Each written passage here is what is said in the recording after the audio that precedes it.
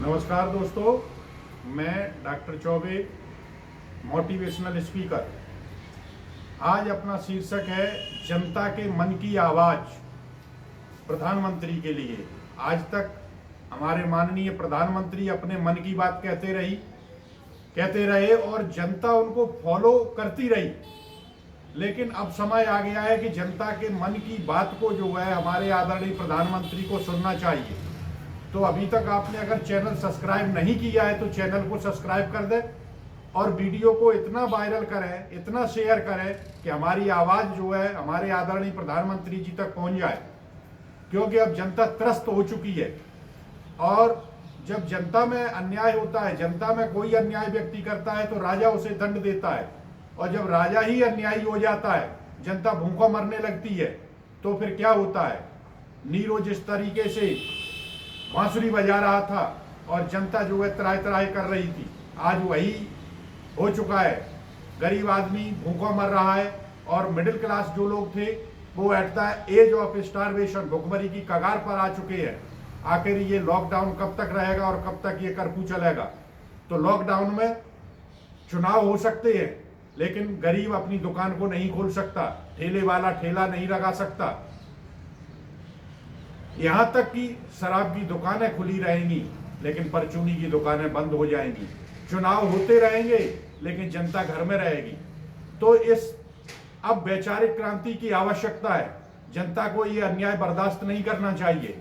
इस बात के लिए हमारे महाकाव्य भी उदाहरण है कि जब राजा अन्यायी हो गया, दुर्योधन अन्यायी हुआ, तो परिणाम क्या हुआ था कि महाभारत का युद्ध हुआ था। निश्चेष्ट होकर बैठ रहना यह महादुष्कर्म है और न्यायार्थ अपने बंधु को भी दंड देना धर्म है। इस तथ्य पर ही कौरवों और पांडवों का रण हुआ, जो भव्य भारतवर्ष के कल्पांत का कारण हुआ। तो अन्याय बर्दाश्त नहीं किया जाएगा। वही राम के समय में अब आप देखिए, सहस्त्राबाहु अर्जुन ने जब परशुराम के पिता जगदम्ब की हत्या कर दी, तो अगर जनता ने अन्याय किया होता तो राजा के पास न्याय के लिए जाते।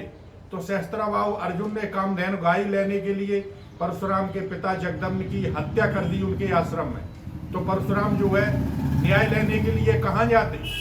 तो उन्होंने जनता के दरवाजे गए, लेकिन सहस्त्राबाहु अर्जुन का विरोध कौन करता।